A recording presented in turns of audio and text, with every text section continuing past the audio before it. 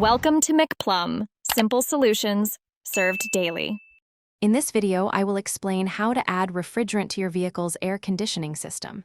Before we begin, safety is paramount. Always wear safety glasses and gloves to protect your eyes and hands. Make sure your vehicle's engine is completely off and cool to the touch. We will then locate the low-pressure service port, which is typically marked with an L or a small blue cap. Now, let's connect the refrigerant. First, attach the quick connect fitting from your refrigerant hose to the low-pressure service port. You should hear a click, indicating a secure connection. Ensure the refrigerant can is upright and firmly screwed onto the hose. Once connected, start your vehicle's engine and turn the air conditioning system to its maximum cooling setting with the fan on high. With the engine running and AC on high, it's time to add the refrigerant. Slowly open the valve on the refrigerant can, allowing the gas to flow into the system. Gently shake the can every 10 to 15 seconds to ensure all the refrigerant is dispensed.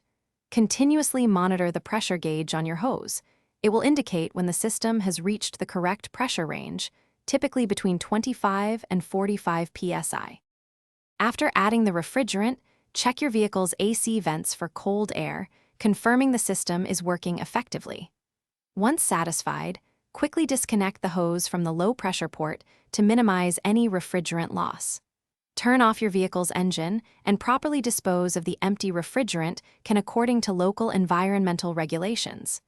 Enjoy your newly cooled cabin.